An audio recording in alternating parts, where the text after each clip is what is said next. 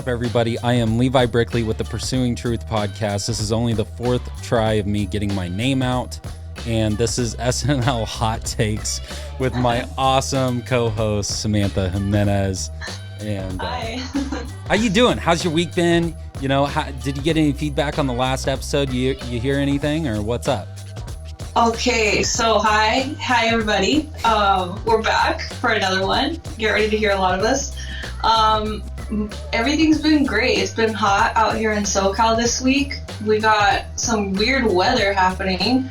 So it's hot. It's hot in here. I got a new mic. I hope you guys can hear the difference in the quality. We're trying to make improvements here. We are making improvements here on the podcast because I've been hearing some really good feedback about the conversation. So why not go all in and invest some more? I believe in, the conversations that we have and the feedback that we're getting. So we're going all in on making sure we give the listeners quality and more quality as we progress and just talk about a variety of different things. So yeah, I'm excited, I'm ready, and I hope people enjoy what we got to talk about today. Today, we are going to be talking about complementing masculinity and femininity. Now, anytime I have to say femininity, I'm probably really going to struggle. I think that that's probably the hardest word in the Webster Dictionary for me to pronounce at this point. I'm telling you, I've been trying to say it all day, and I'm like, femininity. Femininity. Yeah. So, we're going to be talking about how your masculinity as a man or your femininity as a woman complement one another, and how that's the reason why we're naturally attracted to one another. To start off the conversation, I was really thinking about the psychology behind the Adam and Eve story. And I think that it's the beginning, right? It's the beginning of telling the story of masculinity and femininity and the importance behind each one knowing their roles. For instance, a lot of men seem to think that their masculinity is superior to women without understanding the reason why women were created for men and the true intrinsic value that women provide in our lives as men. I think this is going to be a really good, diverse conversation with you and I, Sam. Yeah. But Adam falls asleep. And when Adam falls asleep, which is the closest thing to death that we will ever experience, is when we're asleep, right? And Adam's asleep, and from his rib, God makes Eve. But why does God make Eve? It's to complement Adam. Because Adam is out naming everything in the world, right? He was given that responsibility to name a bird, to name a snake, to name the trees and all of those things. It's in the same chapter too, right? He goes from naming everything to being asleep and the rib being taken out. I believe it was in the exact same, they're just a couple verses apart, so they're really joined together. Yeah, and what's insane about it is the depth at which just in those few sentences to really comprehend what's going on there is he's given the authority to go out and name everything in life and kind of logically explain and reason his life and his meaning at that time. But why do you think, Sam, so from that point, why do you think that God created the woman for the man? Well, the text says that he goes from giving the authority of naming everything on earth that God has just created, and then he goes to sleep. And I like how you said that, closest to death. I never heard it phrased that way. And then he falls asleep, and then a rib is taken from him. And it specifically says that with all this power that he's been given, the authority that he's been given by God, he doesn't have a woman, but specifically it says he was given a help meet. Again, I read the King James Version, and that version, it specifies by saying help me. And I know in other versions it says a helper. But what my understanding is help me. And that's two key words that have been put together that I've only seen it put together in the Bible. So to be a helper, to be a good representation of Adam is what Eve is created for. So what does that help? What does that help look like?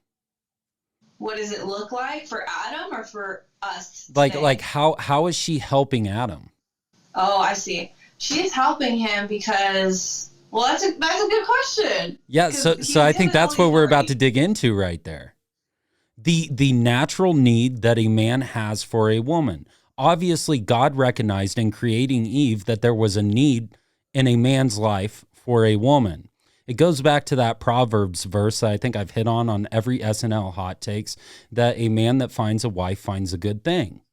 It's because we intrinsically, as men, need a woman in our life. And so when the patriarchy within culture right now, with the feminist movement saying, oh, a hierarchy is patriarchy and it's all just terrible. That's the wrong perspective to have here. And it's explained with the help that the man needs in his life and the reason why God created the woman. Here's the reason why I think God created the woman to help the man. Because the man needs somebody to challenge him. The man needs somebody to hold him accountable. Look, and as I was thinking about that, I was thinking about ego, right? If a man's caught up in all of the things that he's able to create, all the things he's able to name and find the meaning of life and reasoning and everything, but he doesn't have anybody to challenge him, then it's almost like, what does he need God for? Right? Because our challenges, oftentimes, just like in our suffering, brings us to the reality of the meaning behind it, which then can actually draw us closer to God.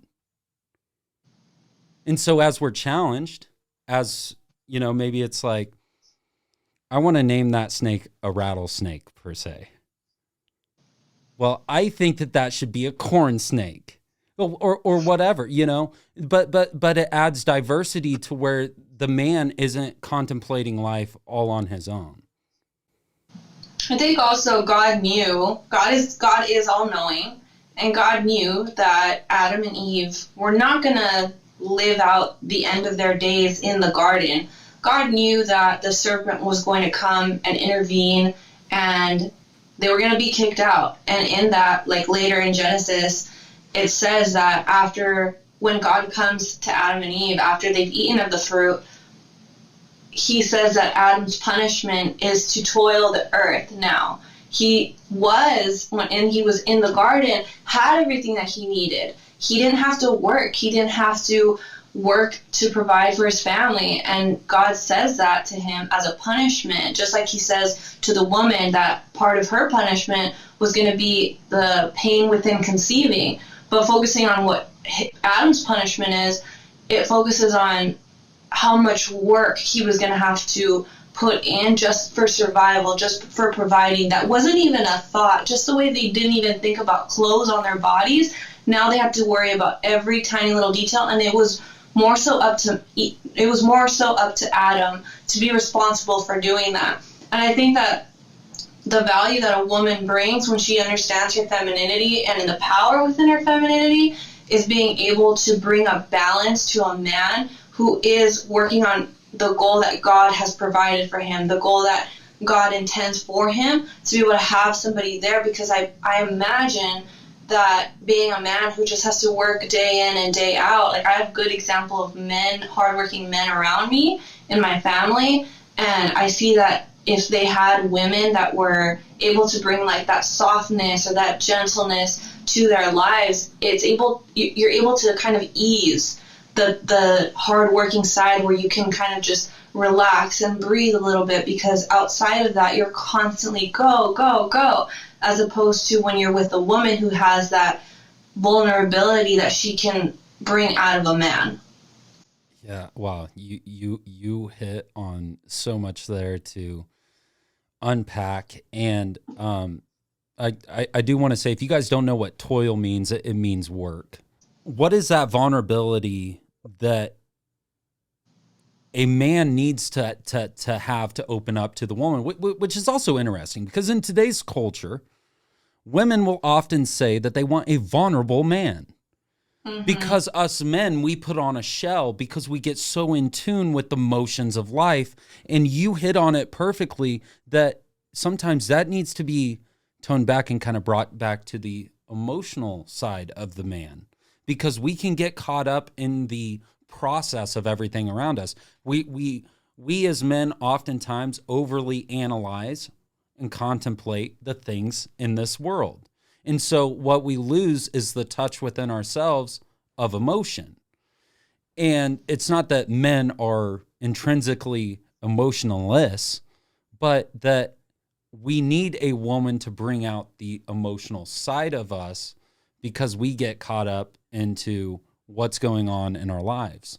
And it's a balance on the opposite end as well, for a woman to have a man bring that logical side to where a woman tends to be more emotional. So in the context we're talking about Eve being a helpmeet. What did she bring to Adam? I think the interesting part of it is, like, we never really know. There's so many different interpretations of it, especially when the topic of, like, femininity and masculinity is so hot and trendy right now, that I think it's timely we're talking about this, because it goes ups and downs within, like, the trends. And I think the Bible just, like, that's the traditional form of masculinity and femininity. So being able to break it down, I think, is interesting, because there's always going to be questions. Also, let's turn it just a little bit here and talk about competence. Do you, Sam, look for a man that's competent, that understands things in the world? Is that attractive to you? Definitely, and I'll tell you why. It's because I want to know that when I am being more emotional or leaning more into my emotions, I need somebody who's going to keep me aligned with not becoming too vulnerable. It's good to be vulnerable, but as women, we can have somebody who's there to protect us and bring solutions. Men oftentimes tend to be solution-based. So, yeah, it's definitely attractive on almost a biological level, I think, to want to be with a man or find those men to be attractive, because they are always looking for the best way to do something, or just really trying to be as effective as possible. You're hitting it tonight, yo. I love it. SNL hot takes. Another punch, yo. This is good. There's a need in a woman that when her emotions are too high, that she needs to have the reasoning that the man can provide. It's not that a woman can't reason. It's not that there aren't, I always have to say this on every episode, because I know the way we are conditioned as a culture is to think of me saying these things from the man perspective, talking about women, and thinking that I'm generalizing all women, that they can't reason. I know that's a strong word, but I can't stand that. There's not enough people that have an open mind about this, that this is a simple conversation and that's it, okay? But there are women out there that do not reason because they think so much with their emotional side. There are other women that do not.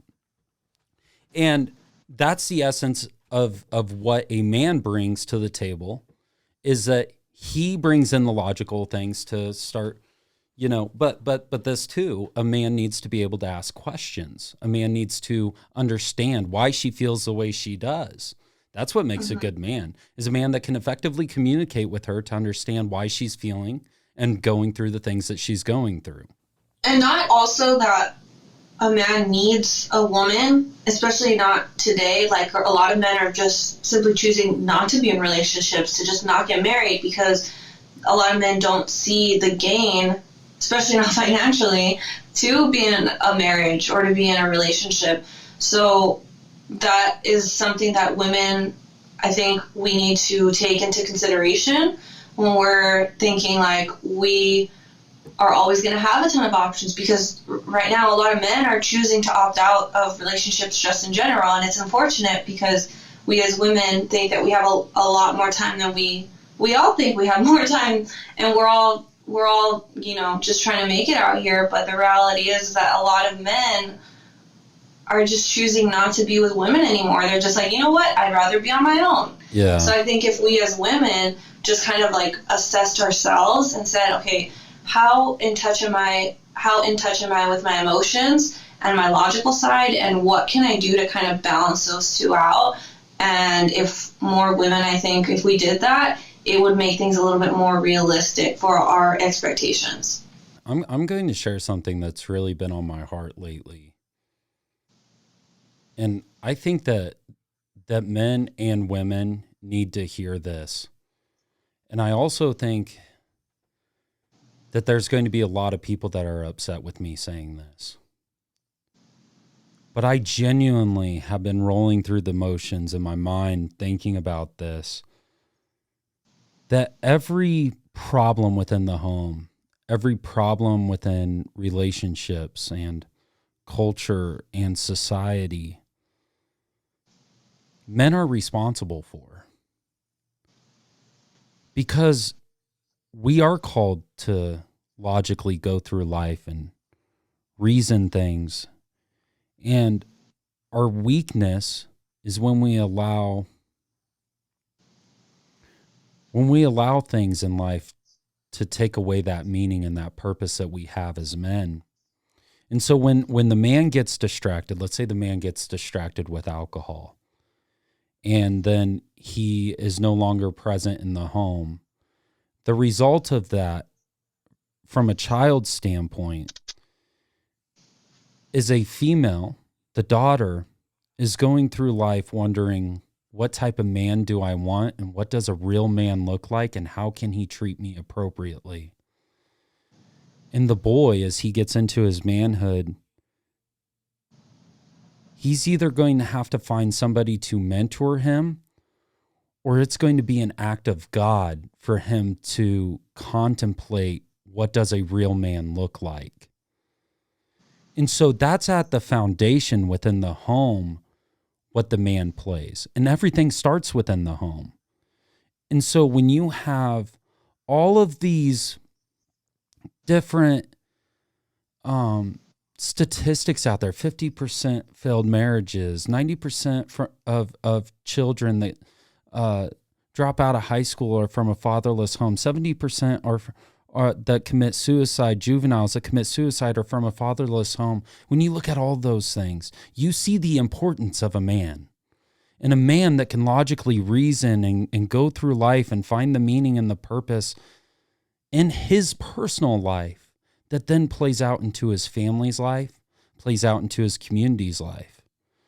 But also on the other sense is, take it on to the next level. Now let's get this man involved in the community. Is he a good coach? Is he a good man to other children? Or is he maybe let's put this into like, look at lions, okay? Sometimes the lion doesn't accept other lioness cubs because they aren't part of the pack. They aren't his to own, to take care of. So he's not going to take on that responsibility. And oftentimes within nature, what you actually see is the father lion doesn't allow those cubs to live and ends up killing them potentially. And that happens with other species within the animal world. But looking at us as human beings, that's also us here too. But recognizing that our leadership and our ability to go out and provide for the family says something to these other children around us and how that complements into the community, so that then these kids have another good man that they can turn to and look up to and possibly be a mentor for them later on in life. Maybe it's a baseball coach, or maybe it's the high school teacher that you met, or something along those lines. So again, I know people won't like that perspective that men are responsible for the collapse within culture and society. But the man also, here's the reverse end of that. The man that abuses the woman, the man that abuses the children, whether emotionally, mentally, or sexually, is the weakest man on the face of this earth, because a man is called to be able to tame his emotions, tame his meaning, tame his masculinity at times, to allow femininity and to balance that. And that's the reason why this conversation is so important, because I don't want a woman to take away from everything I just said here. And it's like, well, obviously Levi thinks that men are more important than women. And that's absolutely not the case at all. Men need the balance there, like we were talking about in the beginning.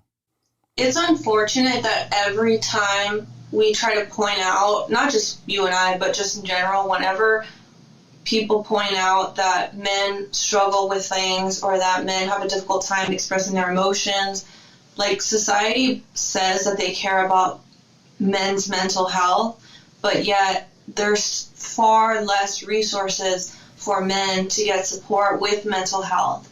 And when it comes down to us talking about what we're talking about, like a man embracing his masculinity and a woman embracing her femininity, that doesn't mean, it's unfortunate that when we talk about masculinity, people associate masculinity with being overpowering, and that's not at all what masculinity, the true type of masculinity that you and I are talking about, is. It's not about overpowering or making somebody else, a woman in this case, being less than. This is just about somebody who, as a man, is embracing the God-given gifts that he's been given, and a woman being able to embrace the femininity that God has given her. It's not a power play. It's just both people, both parties being able to come together with the gifts that they've been given to take care. That's, I think, to me, the most important part, is to take care of the new generations,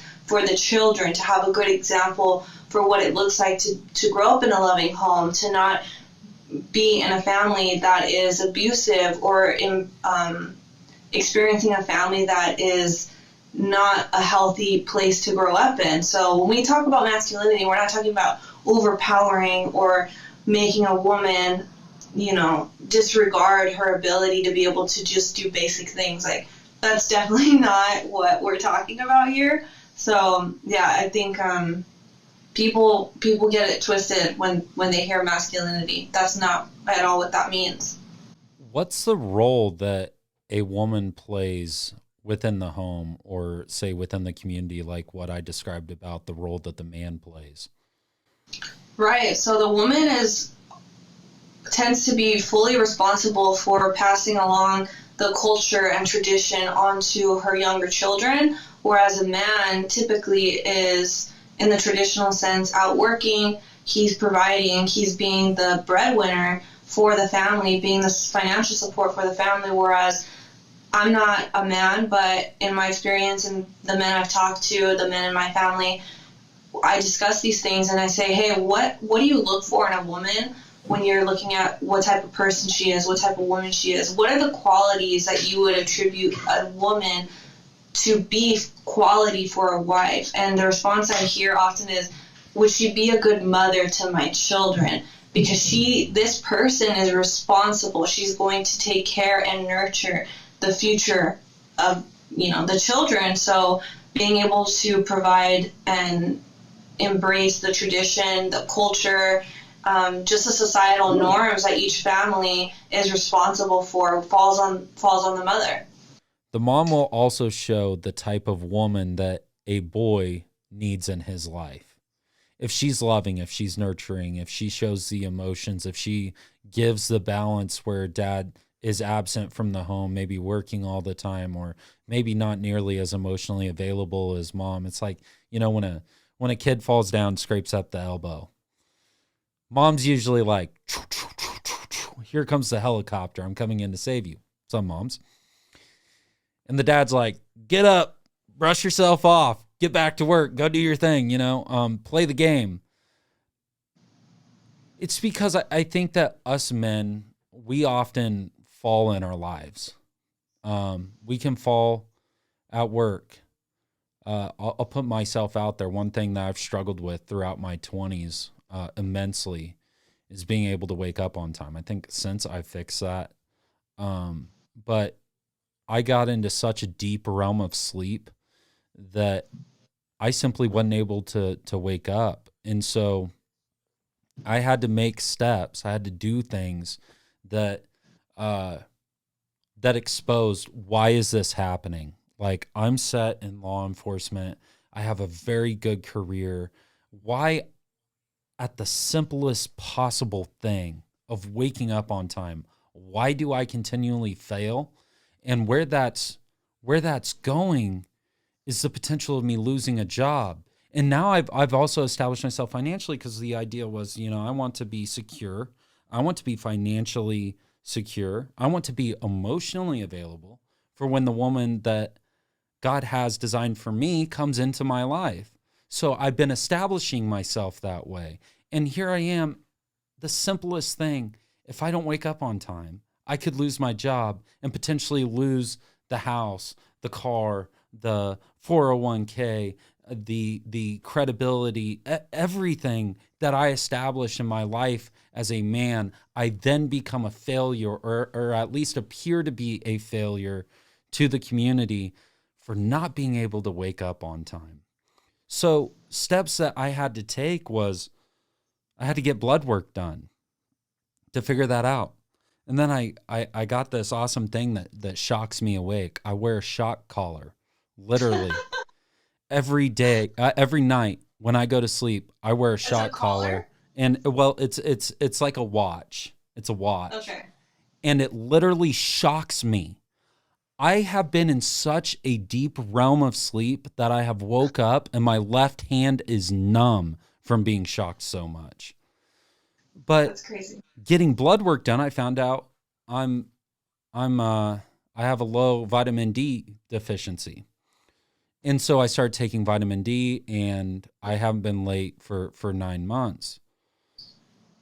But all of that says, like, that's the type of things that us men should be doing. Like, we should be going out and establishing our lives. Absent of a woman, we should be going out and finding meaning in our life. And we should go out and do our best to become successful in life, absent of a woman. Because right now, what you choose to do as a man that's single is going to reciprocate into the self-control that you'll have with your wife. Like seriously, there's men that will be, go ahead. Sorry. Go ahead. Yeah. I want to hear what you have to say. When you say that too, I'm thinking of a woman who would be attracted to a man that already has his goals established, right? A woman who sees that a man is trying to, and on his way to accomplishing whatever, maybe financial, career, personal, health, whatever the goal may be. But when a woman sees a man and sees that he is getting work done and he's going to get that work done regardless of having a woman by her side, it's not that he needs a woman by his side to get the work done. The work is going to get done. It's not a matter of like if. The work is going to get done, but the fact of a woman witnessing and seeing that a man is actually playing out, he has a plan, and the plan is being played out, and for her to be an asset, for her to be a contributor, a positive contributor. How can I help you? What can I do to advance this for you? What do you need? Not to be a distraction, not to be, why aren't you spending time with me? Or what, I need more of this and you're not doing that. Not to be like nagging, but to be supportive, a support system. That is what makes something so much more attractive for a woman when she sees a man that says, you know what, he doesn't need me per se, but I want to be there to be able to get to where he's going because I want to be there with him. We can both win together instead of one person. I want to be there. And a man who knows that, you know what, if she's going to be there on the same path as me and just keep going, that's even better, but he doesn't need her to be there. And right there is the essence of Adam and Eve. Mm-hmm. That right there is the essence of Adam and Eve. Irregardless if Eve was there, he was still naming the trees absent of Eve. He was still going out and working. He was still doing the things that God gave him the authority to do in life. And in the same way, as a single man, I'm doing that. I'm going out with the authority that I have, the freedom that I have to go out into this world and make an impact, doing it irregardless if a woman loves me and I come home to that, because my meaning is beyond having a relationship, far beyond it. And so once I establish that, now it becomes, what type of woman do I look for? The things that you're saying, like, that is so true, because I can tell you this, as a 28-year-old man now, and I probably would have never said this as a 22-year-old man or boyish man. You're kind of in a weird phase. I think that you're in this like weird phase until you're about 25, 26, and then things start happening in your life and you're like, man, what's going on? At least that's what happened to me. Some people have to grow up a lot quicker than me, but for me, you know, being a 28-year-old man and seeing the things that I've established, maybe it's like this platform or being involved in my career, and my career is very difficult. I've taken very, very, very, very difficult calls that I don't talk to anybody about because I can't legally. And having a woman to come home to allow me the opportunity to release the emotions that I'm feeling, or even understanding I have dark humor. Okay. I mean, it's naturally just kind of how I deal with the things that I've seen. I have very dark humor. So a woman that understands my dark humor and understands what that's coming from and doesn't take it personally, and not because my dark humor is not like a personal attack. It's like a joke out there, not about her. It's about the situation. And I'm like, yeah, anyways, I'm not going to give examples because they're really messed up. I never do it on the Pursuing Truth podcast. But seriously, I need that. I need that as a single man. And I want the woman to compliment me. I want the woman to be there so that I can continue to live my purpose as a man and also be the type of man that a child needs. And I want the woman that is so in tune with her emotions, but isn't jealous of everything in life. Look, women are naturally a little bit more jealous than men are, I think. You know, there's a lot of women that are more jealous. Yeah, I agree. And there's also women that are sometimes a little bit more conniving, per se, like they want to provoke things. Oh, yeah. Whereas as us men, what we do, we may say somebody is dumb because, and I've learned this in law enforcement, that a lot of times like jokes are thrown at the rookies or the people that don't really kind of understand what's going on in the midst of the conversation. But at its essence, at the deepest levels of the psychology, is that person is throwing out the joke to this other man to test his competence. Can he understand?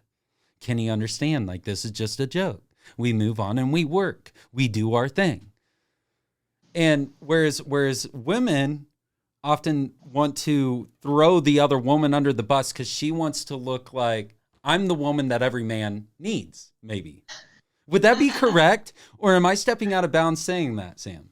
I think you're pretty spot on. I think women are very psychological and more drawn out. They don't necessarily need to have an immediate result when it comes to, like, if they're trying to get back at somebody or anything, like kind of like a lot of backhanded compliments. That's a good example, you know, without the kind of beating around the bush. Instead of saying like, oh, you don't look good in that, then you can say, oh, well, I wouldn't wear that. Just like as an example, right? Because women aren't as direct, but that doesn't necessarily mean that they're not as judgmental. Yeah. I guess you could say. They just have a different way of expressing themselves, whereas a man will just be way more direct. So would you say like women are more more agreeable or disagreeable? What do you think about that? Agreeable, because, okay, I'll use this as an example. Men will typically be more straightforward with each other if it comes to like somebody who's gaining weight. I've heard guys and they're just like, you need to work out, you need to stop eating so much. And if a woman like said to me like, oh, I think I'm like getting kind of fat, I wouldn't be like, yes, you are. I just wouldn't say that. And I don't really know any woman that would do that. You'd be, no, you look great, you look good. Don't even, you know. So women are not as upfront or confrontational about saying exactly how they feel. They'll have a way of getting it out. Maybe not, you know, as direct, but they'll still kind of say what they think. Yeah, like women are naturally more encouraging than men are. You know, I was thinking about it as you were saying that, Sam, that like for a man to hear from another man that, hey, I'm proud of you, dude. You're doing a good job. You're making the right moves. And you're somebody that I can look up to. Those are the most encouraging words that a man will ever receive. And when he hears that from a woman, it's something really special. But men don't generally give that type of encouragement all the time. Not a lot of men. Some men do. But a lot of men don't. Because maybe they don't even recognize the need for the encouragement. But women, you know, using your example, going off of that, a woman being like, I'm gaining so much weight, I'm getting fat, I'm unattractive, blah, blah, blah, blah, blah. The natural response to that as a woman is, no, you're not. It's okay. Like you aren't fat. You aren't this. You aren't that. But there's also the agreeable side of that, right? It's the reason why the man isn't being as open and forthcoming with his encouragement is because he's more disagreeable with you.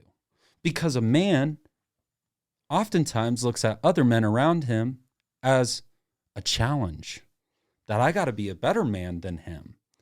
And that's the reason why when you hear the red pill movement, it's all about being alpha. Well, what does alpha mean? It means that I'm the best man in the room. I'm the best option all of these women have, or the best option in the workforce. Whereas women want to encourage other women to essentially be more compassionate, more loving, because that's in their nature to be that way. I don't know, I found that so fascinating you were saying that.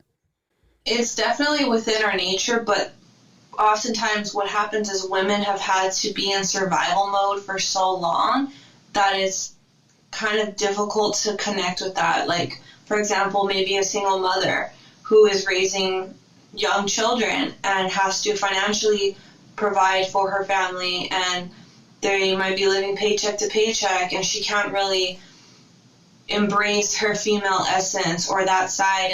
And for a lot of women, it takes a lot of time. It takes a lot of effort for us to be able to really understand why it is that we can't bring a man in. A man can't just enter into our lives and we'll say, you know what, I want to take care of you, and I want to help you, I want to support you. For a lot of us, that can be extremely difficult because you have this wall up of not being able to let somebody in. And men, of course, have that to an extent, but I'm speaking as far as like a woman having to survive and take care of other people for so long that it can be difficult for a man to come in, and men might take it personal.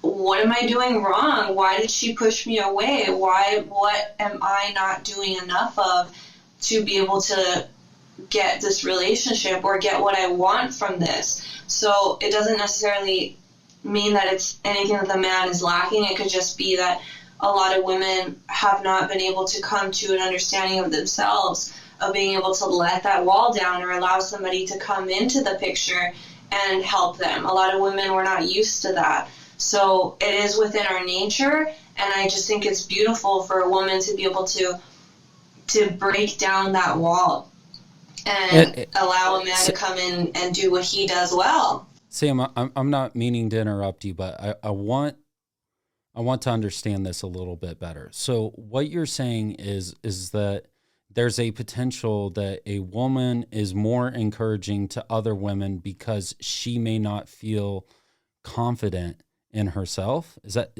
or did I just totally mistake that?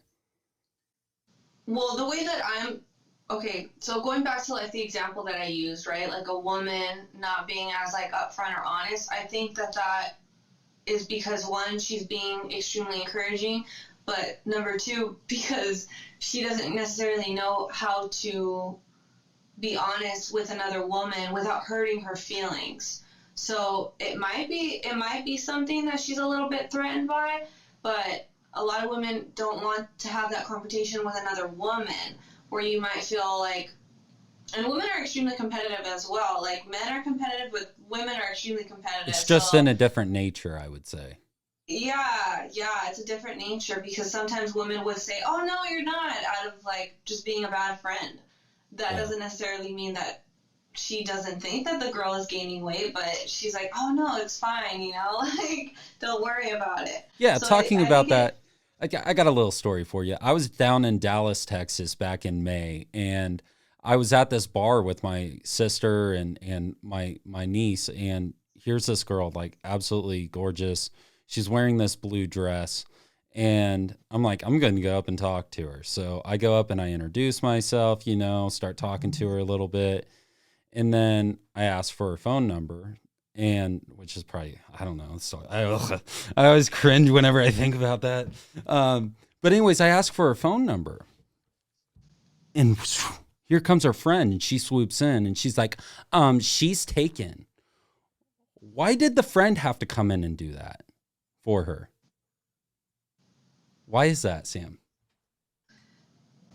Well, the girl, obviously, blue dress, could have spoken for herself, obviously, right? Yeah.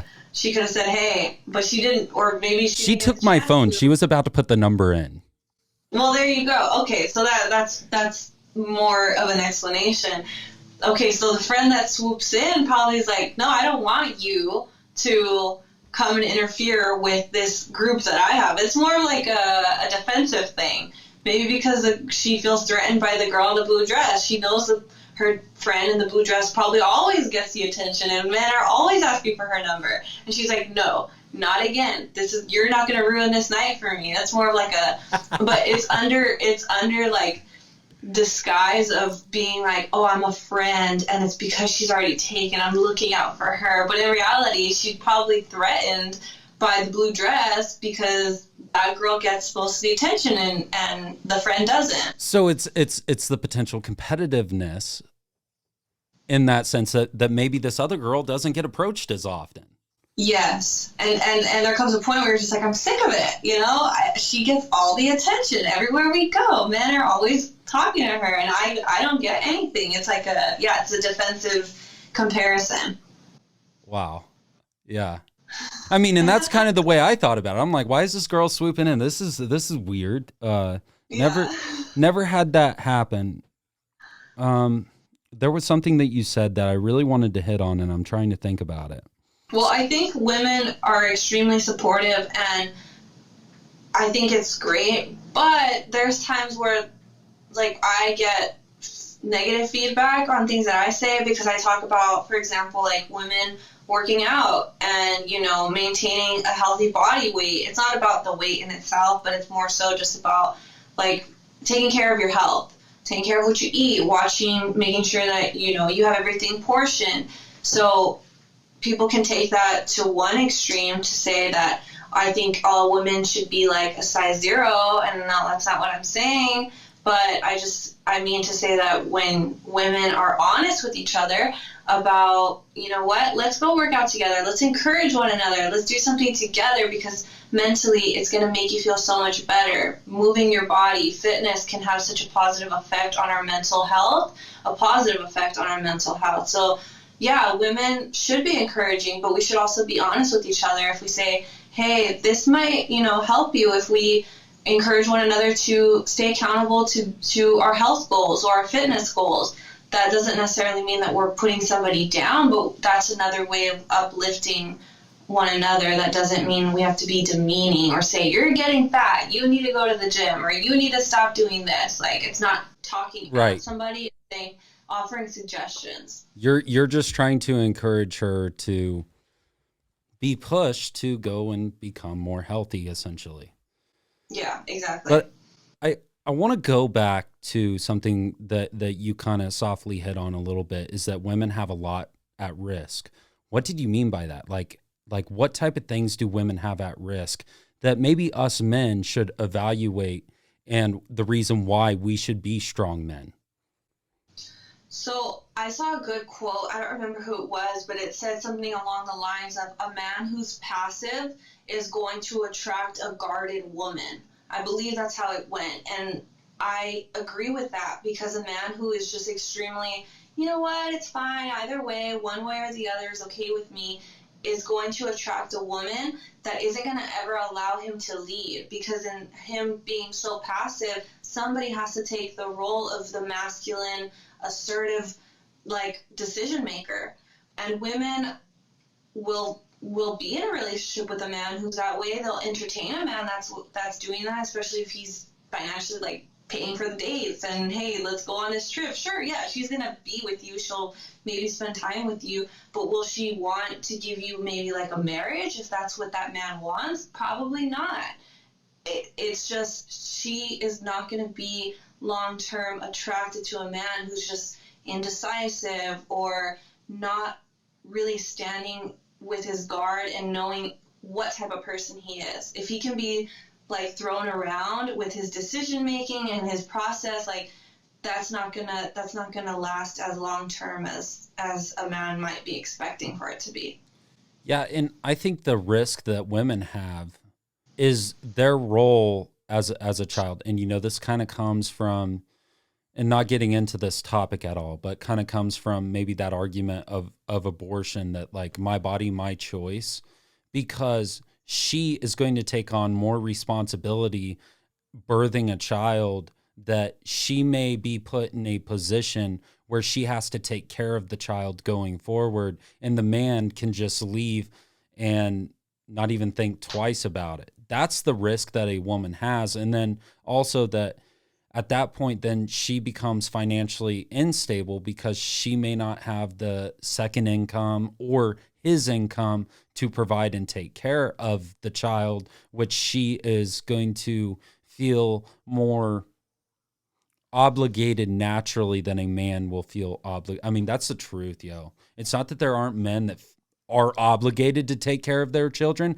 that it's like the objective truth inside of them to take care of the child. I'm the type of person to be that way. Like, I'm going to take care of my kids, because that's what I aspire to be. That's what I truly and genuinely care about. But there are men that can look at it and be like, well, I can just leave this situation. I don't even have to have the headache of the kids. I don't have to have the headache of the wife. Like, screw her. She doesn't matter to me, this and that, and blah, blah, blah, blah. That is a weak man. But again, that's the risk that she runs. And so when she is looking for a man that is, this gets into another topic. I love this discussion. Again, I just love it. This is awesome. This is what SNL Hot Takes is all about. This is what the Pursuing Truth podcast is all about, is that we dig into these conversations to find the reason and the meaning behind everything, to pursue truth so that we can understand the world. another point too is a woman is risking a lot, and you will hear a lot of women using that as like an explanation to why they don't want to get married anymore. They're justifying why they don't want to have kids anymore. It's because men can just get up and walk out and just not be responsible for the child, right? But I mean, at the end of the day, women hold, and this is like something that cycles within like red pill, is that women hold sexual authority. Men hold the authority for the relationship, putting a label on something, evolving into a marriage. But women, we hold the security of sex. So if you, as women, think that, you know, you want to hold off on having children or getting married because he can just get up and walk away, well, we control the sexual authority. So it's up to us to pick the correct man appropriately and really vet the man, like make sure he's not putting up a facade of like, I'm this tough masculine guy, because anybody can get on YouTube and watch these red pill videos. But, you know, is he actually like leading with examples of how he's going to live his life, and is he actually living that day in, day out, versus just, you know, going to do something and then not actually owning up and taking responsibility for it as a man should. Where I was going to go with that last point that I was making was, there's bitterness towards women that seek a man that is financially secure, and I mean extremely financially secure, the rich man, and she'll often be looked at as simply a gold digger. But think about why. Why is she more inclined to go to the man with money? Because money is security. Money secures her position and the child's position.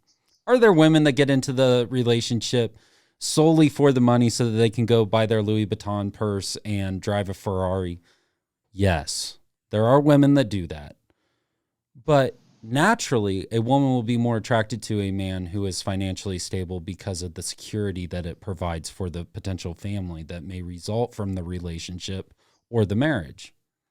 Yeah, hypergamy is a very, very real thing that unfortunately, that's a controversial thing in itself, is women going for the men that have more money or that are more financially stable. And I like this I like the conversation because a lot of times I see women on TikTok, not anybody that I actually know, but I've seen women on TikTok saying, oh, a man has to make over 6 figures and has to have like all of these materialistic things in order to even take me out. But in reality, I think something that's overlooked is the type of man that we're talking about that like over 6 foot, makes over 6 figures. He has tons of women at his disposal that are willing and ready to just be with him. So like I see these young women, and a lot, they're very young women that are saying these type of things. But what is interesting too is like this whole Adam Levine thing that happened. I don't know if you're like, I don't pay attention to anything. Yeah, no. Okay, that's probably better. But basically, Adam Levine, you know, obviously he's a huge singer and everything, and it came out that this young, like 20-year-old girl, Instagram model on TikTok said, I've been having an affair with him for years, and he's married to a Victoria's Secret model. Then multiple other young women came out and said, I had an affair with him for years as well, da-da-da-da. His Victoria's Secret wife now comes out and says, basically that she already knew what was going on, that he was having affairs with these women, and she was more so upset at how it came out, that she was the one who looked like, she was really embarrassed, clearly, obviously, any woman would be. So a woman of high status like that understands that in her relationship, she is dating this, or married to, has children, she's pregnant right now, he has so much access to young women. And she understands that that's what she's in for with marrying this man. So I just think that women, we should take that into consideration. Do we want to be with a man who has a ton of money and has all of these things to offer financially, but probably is not going to be that faithful to you? Or are we willing to be happy? It's not settling, but it's being happy with a man who is going to be faithful, who's a normal guy, who doesn't make that 6 figures. It's being realistic about who we are as women, what we can provide, and the type of marriage or relationship that we are trying to be in, that's going to be like a long-term thing. Yeah, I was live for a little bit before we went on the podcast, Sam, and they asked me, what's the topic about? And I said, complementing masculinity and femininity. And the first response I got to that was, wow, controversial. And you know what's controversial about it is that somebody has to choose to be a feminist or somebody has to choose to be a red pill. And if you, as a man, if you don't choose to be a red pill, then you're a simp. If you choose not to be a feminist, then you're anti-women. And this is the problem within our culture, is everything's a controversy. We aren't looking for meaning. We look at everything so, I'm going to say it, so damn surface level. And it's not surface level. As Sam and I are digging into this, I'm sitting here and I'm thinking like, holy cow, like this is like natural. All of this is natural. Your masculinity is natural. Your femininity is natural. And each person individually is responsible to respect the other half. And understanding that in her femininity, she adds those emotions. She adds the complexity to your life as a man and doesn't hinder anything that you want to achieve, all of your competitiveness, all of your competence, all of your logical reasoning of the world. She's not there to compete with it. The right woman isn't there to compete with it. She is there to encourage, to love, to give compassion when compassion is due, to be empathetic and encourage you to go out into the world and achieve the things that you want in life as a man. That's what a woman adds to your life as a man. So the man that's like, no, I'm done trying for women, then you've been looking in all the wrong places. Or you've experienced the wrong type of women. Maybe it's I have to be with the woman that's a 10. Look, the true trophy wife, in my opinion, the true trophy wife isn't the 10 that wants to drive the Ferrari and the Louis Vuitton purse because of my success. That ain't a trophy wife. A trophy wife is the woman that is there with me, going down that path with me, achieving the dreams with me, encouraging me along the way. And is also there for the children, is also there to like remind me when I'm failing because I'm absent of my ego, because I'm submitting all of this to God. Look, I can't get over it. It's really not controversial. Okay, this is like at its essence, our nature. And what's really fascinating about this, really, really fascinating. Why wouldn't Satan want to drive a wedge in between how we view masculinity and femininity? The reason why he's wanting to drive that wedge in between us, so we don't get the essential need that we have in life, which is to be loved in relationship. Which is why Adam and Eve were designed to be together. How do we not get this? Where have we lost? I'm sorry, I'm on a tangent, but I'm sweating right now. That fires me up so much because it really is just a level of concern, and it's not anything like we know, Sam. We went into this series knowing that we're having controversial topics. But in the pursuit of truth, it's no longer about controversy, it's about understanding. It's about acceptance of truth. That's really what it comes down to, right? We always come back to this because we both believe in the Bible. So, of course, the separating factor, the person or the reason that we're not on the same page, why we always wonder why we men and women can't get along and we're so different. Well, God designed us, first of all, to be different. But why we can't get along or why we think that we are each other's enemies is not because God, it's because the enemy has put that into our minds, that we don't need each other. Yeah, modern society, we don't necessarily need each other to survive. But if we're talking about people who believe in God or believe in the union, then you need both parties to be participants and active participants to committing to one another. And that's really what it is. It's these ideas that have been planted within us to believe that we should be fighting each other. We should not be fighting each other. We should be working together to work on resources, to work on solutions, to provide the new and younger generations to have healthier environments to grow up in. You know what? I think that's a perfect way to end the episode. Yeah. my tangent at the end for 2 minutes, and then you hit on exactly what I was going to talk about was, well, it's all for the future generations. That's what it's all about, yo. Mm-hmm. Go out. I last episode I had my buddy Dalton Rumley on, and we talked about what the true meaning of success is. And the true meaning of success is to be happy, healthy, and loved. That's it. Because with that comes your success in your business, because you're loved. And through that, once you're successful in your business and you have a good family, you become happy. And then because now you're happy, you're no longer seeking vices like alcohol or drugs or sex with other women or this or that. Now you're healthy.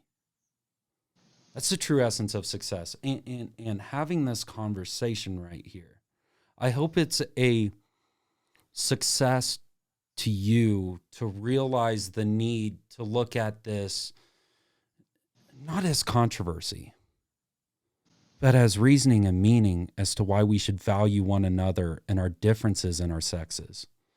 The intrinsic value that Sam as a woman adds to the family dynamic. And the masculinity that Levi adds to the family, to the community, and his role to go out and communicate with things like this to find solutions so that future generations can go forth with the joy, love, and absent of resentment. Find the meaning in your life. That's success. Anything else you want to say, Sam? No, I have nothing. I have nothing else. Okay, awesome. Well, if you guys enjoyed this, please go over and shoot the Instagram page a follow. If you have questions for me or for Sam, that's a way for you to reach out to us. If you enjoyed this episode, let us know. Let us know what you think. Let us know how we can improve. Please. Both of us are totally absent of ego here, or absent of potentially getting hurt by you saying that it was complete trash. Just if you say it was complete trash, the only thing that Sam and I ask is why you thought it was complete trash, so that we can learn from it, so that we can be better. Okay? Follow us on the Facebook page. That's where you'll get the daily updates about what's going on the podcast. You get daily posts over there. Subscribe on YouTube if you enjoyed watching this. I think I do my best, and Sam is doing her best with the new microphone, and now she's using the rear-facing camera instead of the front-facing camera. And so if you enjoyed the quality, give us a subscribe on YouTube. Yeah. And again, guys, I thank you so much. Sam thanks you so much. Reach out to her. All of the links will be in the bottom of the description for all of the platforms. Follow on Spotify so when a new episode comes out, you get notified, and leave a Apple Podcast review. Everything's there for you guys to interact with us, and I appreciate each one of you. God bless, and you guys have a great rest of your week. Until next time on SNL Hot Takes. Let's go. That was awesome, yo.